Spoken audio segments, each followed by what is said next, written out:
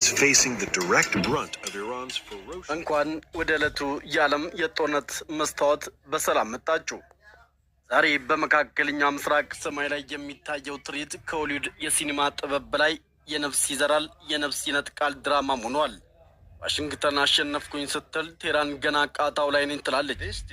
ላቪቭ መታው ስትል ባህሬን ደግሞ ተመታው እያለችም በጭስ ታፍናለች።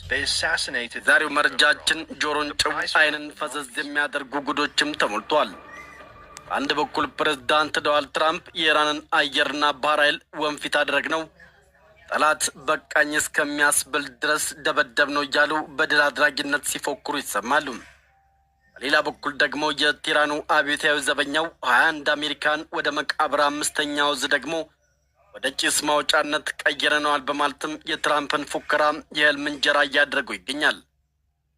ከባህሬን የውሃ ማጣሪያ ተቋማት እስከ ኩዌት የአሜሪካ ጦር ሰፈር ሻይድ ድሮኖች የሳር መቁረጫ የሚመስል ድምፅም እስከ አሜሪካ ወታደር አስደንጋጭ ጩኸት ድረስም ያለውን እውነታን በዝርዝር እንፈትሻለን።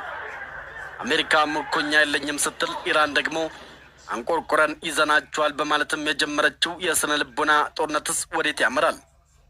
ዛሬ በመካከለኛ ምስራቅ መከባበር አቅቶም መላላጥ የጀመረበትን ሚስጥር ይዘንላችሁ ቀርበናል። እስከ መጨረሻው አብራችሁን ዘለቁም።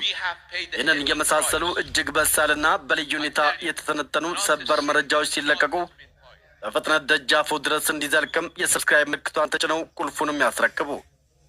የደወል ምልክቷን መጫንና ቪዲዮ ላይክ ማድረግም የሚረሳ አይደለም።